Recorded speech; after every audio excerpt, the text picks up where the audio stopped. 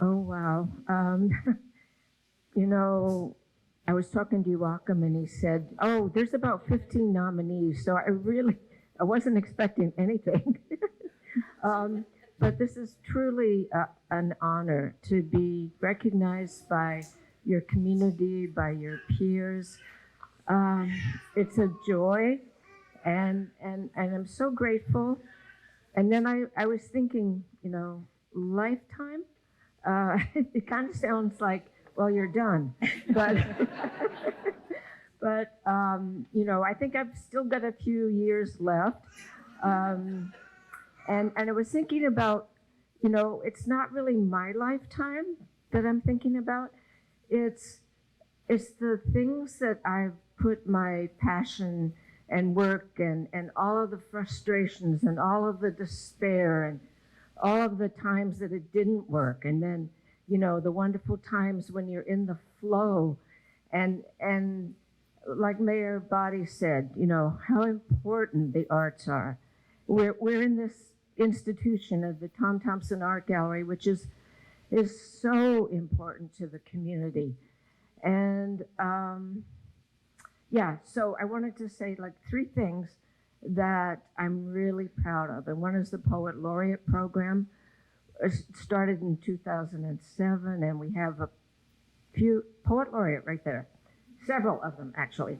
And it continues on, and I don't have to do anything now. It just goes on by itself.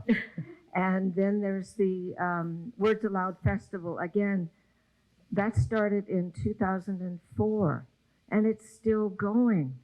And then the climate action movement here, which started, kind of got, the catalyst was the Resilience film that I co-produced. And that's created a regional movement. And the city is doing things even. And there are many things happening. So I guess the thing that I'm really passionate about right now, because I've let all those go and they have a life of their own, and I hope they have a good life and a long life. But it's now Pollinate Owen Sound. And it's so important to have connected groups of native plants, because we're losing our pollinators. 45% of them are endangered. So I'm thrilled to be working with the Open Team. And if you don't know who they are, it's the Art Gallery, the library, the Billy Bishop Museum, and the Community Waterfront Heritage Center. So come out to Earth Day. Pollinate Owen Sound will be there at St. Andrews. Come sign up for the newsletter, please. We need you. We're going to be, our first project is the Billy Bishop Museum, where we're going to be planting a pollinator habitat this year. So again, just thanks everybody. This is a wonderful tribute, and here's to the arts.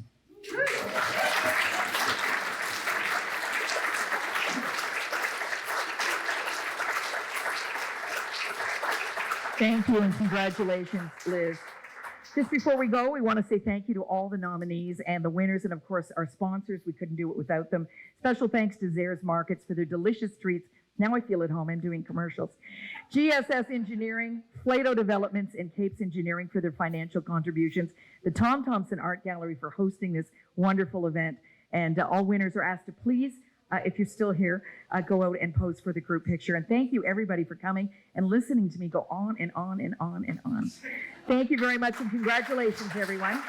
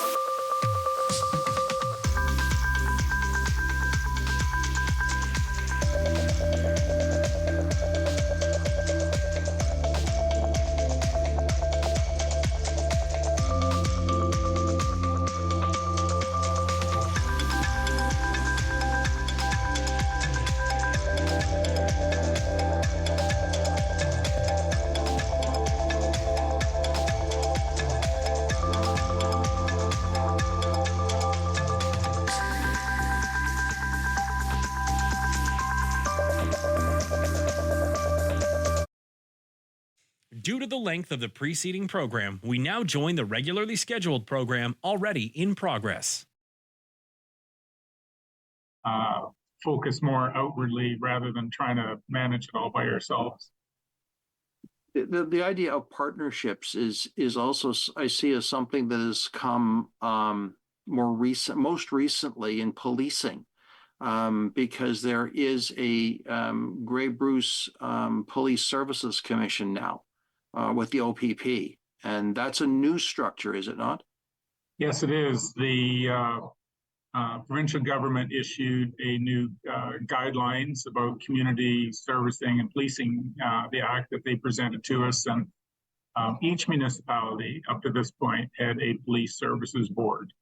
Representatives from this community met with the detachment and talked about issues specific to our own community. We are now combined with 4 other municipalities here in Kinloss, Brockton, Aaron Eldersley. Sorry, the other name's gone. But now there is one police service board for the 5 communities. Now, in partnerships, the thing that a lot of people don't like to do is give up control.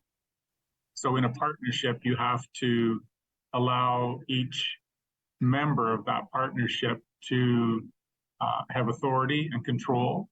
And it's shared back and forth, not for the benefit of one or the other, but for the benefit of all. And those are the growing pains of any partner, whether it's a marriage or a business or whatever it is. You have to learn the personality and character and strength of each partner and utilize those to the best of your ability. Sure. Sure, and the provincial government did make changes in the Police Act itself, the governance of policing across the province. So every municipality is sort of got to do something a bit different at this point. Yeah, so you can understand that the provincial government is trying to lessen the administration costs of running all these individual meetings and things, but it is a big change to the psyche of a municipality. You think you're giving up control, and you see the control moving farther and farther away from the local municipality. But budgets and financial constraints these days don't allow us to do things the way we used to. One of the things that Mayor Body of Owen Sound has said, and I think you would agree, is that municipalities, lower tier municipalities as well as upper tier, are creations of the province.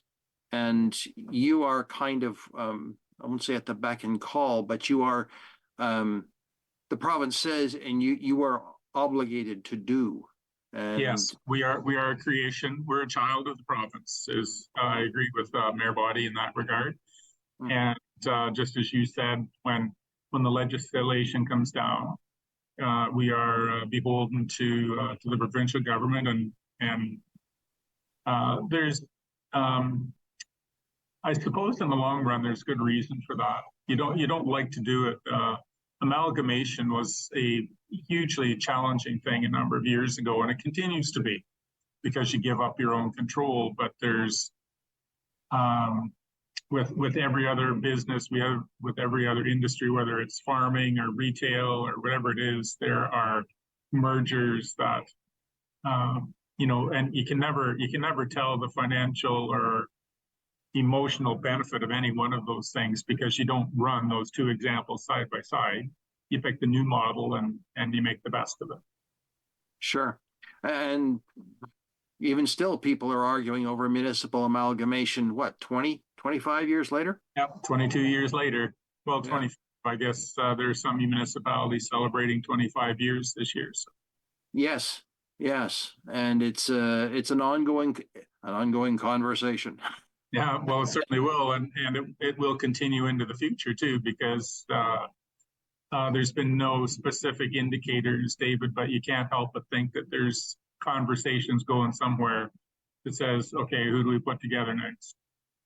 Well, speaking of putting together, the most recently, the Grey Bruce Health Unit was proposed. The province proposed that all the health units start to look at amalgamations And I noticed in the last minutes of the Grey Goose Health Unit, there are no willing dance partners, and so we shall see what we shall see. Under the leadership of the board of directors and our medical officer of health, there were conversations with neighboring boards of health that had common characteristics to ours. We could have approached Hamilton or Toronto or Ottawa, some other place, but the logical choice is close by, and as you said, other health units are facing the same amalgamation fears and realities that we are. They don't see the benefit yet. So as you said, there were no other dance partners for us on this time around. We're doing the foxtrot and they're doing the two-step, so we didn't match up. So. That's about it. It's a very interesting dynamic to see, and who knows what the province will do. Yeah. What other partnerships opportunities do you see going forward? Well, I'd like to expand a little bit on the housing partnership. Bruce Power has recently announced a significant contribution of money, $250,000 over 5 years for municipalities to apply for grants to, perhaps not to build the houses, but to do the preliminary work, the planning, the development, the things like that. I think that other companies will see the benefit of providing incentives and encouragement for, the planning, getting ready for the influx of houses that will inevitably have to come to support the businesses that are here. Grey, Bruce, and Huron are in the middle of an enormous economic drive based on the nuclear business. That's not a big surprise or anything. And with the expansion into isotopes, with expansion into other areas of healthcare, and arms and wings of the nuclear industry, this area is going to see what I would expect to be like above the provincial average for economic growth and development. Like we're a hidden gem that's not being hidden quite so well as we used to be, and this is the place to be if you're a business person. Mm-hmm. Well, let's not use the glow in the dark analogy, though. No. Oh, the confidence that the municipality has in the safety record of all the partners in the nuclear industry is, it provides us a lot of peace of mind. Indeed. Now, I used to live, before I moved up here many years ago, I used to live in Durham region, where there were 2 nuclear plants, and there were hospitals, as the Kincardine Hospital has, with the radiological contamination units. And that's the kind of thing of partnership that is just part of the landscape. And I know that it was not just healthcare, but there were other partnerships as well with those large industries. And I think it'll expand into other fields as well, David. I think you can see partnerships in education. We're looking for opportunities to partner with the boards of education. We're looking for partnerships with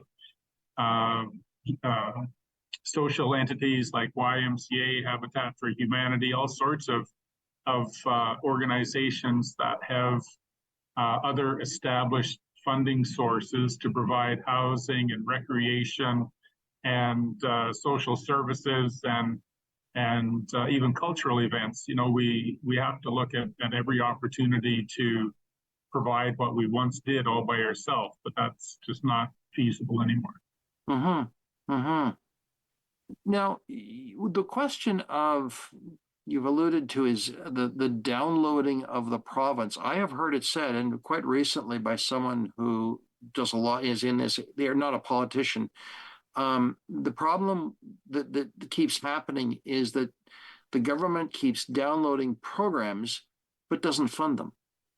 Is that a fair statement? It is a very general statement. The Rural Ontario Municipalities Association will tell you that there's hundreds of billions of dollars of shortfall in infrastructure upgrades that need to be funded. That, ultimately is the responsibility of, I think, the province, because like we're the children. We're not the parents of the province. We're the children. Obviously there needs to be a joint arrangement, and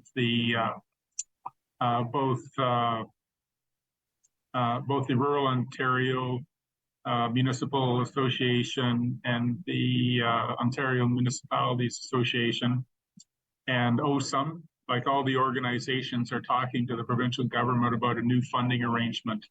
And I appreciate that the provincial government has funding challenges of its own. Like it's not as though they're all living in there having no expenses in Toronto. That's not the truth at all. But the funding formula was built and designed a long time ago, and as needs have changed, the formula has not changed. So we are in a deficit position, and once again, you can't put it all on the taxpayer to fund everything like that. Mm-hmm, mm-hmm. Do you foresee a new agreement between municipalities and the province in the future?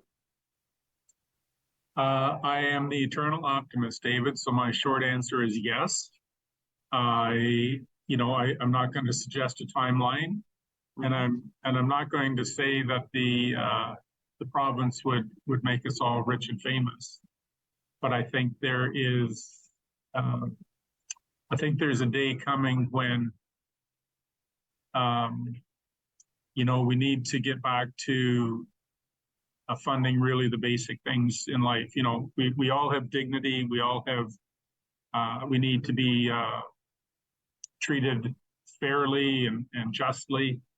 But I'm sure that just as in every municipality, you're looking for every corner that you can, if you can trim a little here, trim a little there. I think we'll get back to the important things like sanitary sewers, and water, and roads and bridges, hospitals, education. Cultural things are important. Don't get me wrong, but you got to have clean water. You don't last very long. Uh-huh. And as a municipality on the Great Lakes, you have certainly access to water, but that doesn't go for the inland parts of the municipality. Well, the Kincardine is a part of the Great Lakes and St. Lawrence Waterway Initiative, and the effect of when they use the model and the effect of challenges of getting water, like it is not just an inland problem. Like this Great Lake Basin is an enormous economic driver, and if we don't look after water well, then it's not just Kincardine and Goderich and Port Elgin and Owen Sound that are affected, it's everybody. Yes, the mayor of the town of Blue Mountains made a very similar point recently, and she's been one of the drivers behind the Great Lakes Partnership that a number of mayors are a part of, and you may be as well. Yes, we are. Yes. And it's when you step back. In fact, I was just before we went to air, I was actually looking at a map of the Great Lakes drainage basin. That is to say, the area of that surrounds the Great Lakes, that drains into the Great Lakes, and it's unbelievable when you step back and look. It's huge. Huge. All of the state of Michigan drains into either Lake Michigan or Lake Huron. A significant portion of Ontario drains into Lake Huron, Lake Ontario, and Lake Erie. It's just it boggles the mind, to be honest with you, when you look at that and how we are so interconnected by water.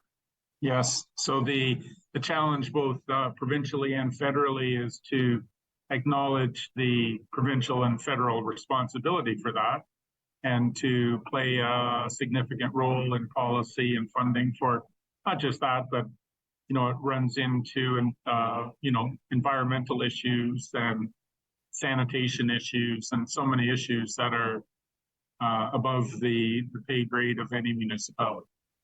For sure. For sure. What do you look forward to in the next few months happening in Kincardine, in the municipality? Well, we're pretty excited in Kincardine with the plan for the future that we have. Our strategic plan is going to be reaffirmed once again. We're always looking to checking to make sure that our council and staff are on the same page as far as the direction we're heading. We're looking forward to the continued housing developments that got started last fall and early this spring. We had a pretty mild winter, and there was construction going on nearly all winter. And we're looking forward to the initiation of some other housing projects. We're also looking forward to our pipe band starting again. We kind of missed them a little bit last summer with the Queen Street reconstruction, but that's all done now, and we're excited about the resurgence of our tourism industry, the festivals, major festivals, blues festival, Scottish festival, mass bands, baseball tournaments, soccer tournaments, sitting just down by the beach without having to worry about the sound of heavy machinery going. So we're looking forward to a great summer here with all the activities and the tourism that this town generates. Mm-hmm. One of the interesting conversations that I've had recently is the changing nature of the partnerships between municipalities and Main Street businesses. That what used to be BIAs are now maybe just. Well, Owen Sound's got what they call the River District. Meaford's got their Main Street initiative, and it's a change. Are you seeing the same kind of new renewal of partnerships over in Kincardine? The name of the organization remains the same, David, but I agree with your observation there. I think it was really pushed from the old era into the new area through our construction season last year. The lines of communication that we established with our downtown businesses, with the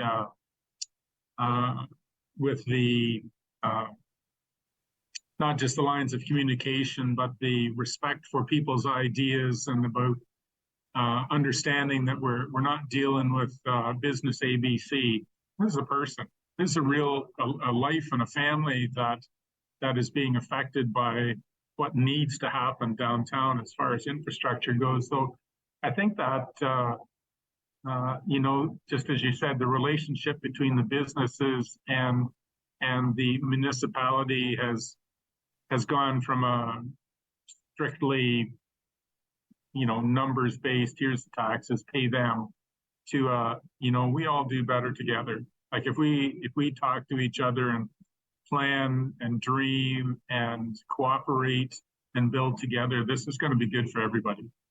So I think, we're looking for a resurgence downtown as far as, seeing already you can see it this spring, there's more traffic parked along the sides of the street. There's more people walking. It's just delightful to be down there and watch not only the daffodils blooming, but the businesses blooming too. You make a very good point, because in conversations with other mayors, it may be a reconstruction, or it may be a new facility in the downtown core, or it may be just some subtle change. As I sit back and watch the municipalities as they change that have downtown areas, it's that kick, that seminal event that changes things. that all of a sudden what was is no more, and we've all got to figure out new ways of doing things. COVID perhaps provided the impetus for okay, we got to figure out that we're not going back. There's new ways to do things. Let's do them. Yeah, and I think there were two results came out of COVID. There was a lot of businesses discovered that there was more than one way of doing business rather than just opening the front door. Yep. And I think that businesses are realizing that since COVID, there was a real resurgence, particularly last summer. People just couldn't wait to get together and just hang out. Sometimes they didn't know what they wanted to do once they got together, but just the necessity, just the desire to be together in a group with people. And I think that's good for any community, and I think businesses can use that to their advantage. I should say groups of businesses, those downtown, whatever it's called. You invite people to come and mingle and talk and walk along your street. It's an exponential response to that, rather than just one or two families. We saw them yesterday. No, now it's we got to go see them. So much more fun now. One of the things that I have heard said by planners is the more people we can get into the core of our municipalities, business districts, whatever you want to call them, the better and safer they will be. Yeah, and I think that's twofold. It's the better and the safer you'll be from a business perspective, but also one of the expressions one of our councillors uses is the third gathering space. Home is your one gathering space, and it could be an arena or a church or a grocery store that's second. But in downtowns, whether it's in front of the library or in front of the convenience store, wherever, those gathering spaces are more critical now than they've ever been, because people need people.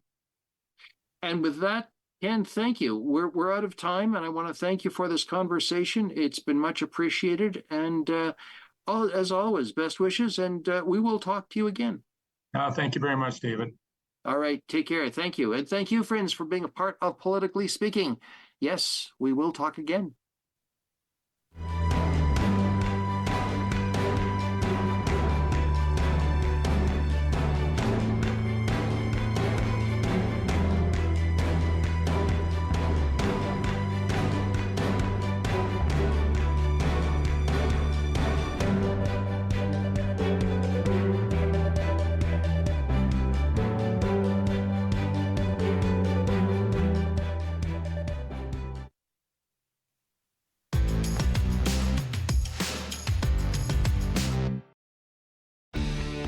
Connect with us by visiting our website or email us at comments@rogerstv.com.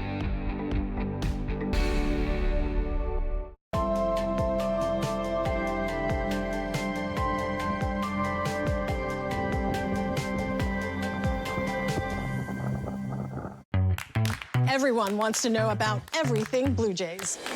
Blair and Barker know what's up. Over under an 86.5 wins. I'm going to go over. What's the story on Blue Jay Central? Jamie,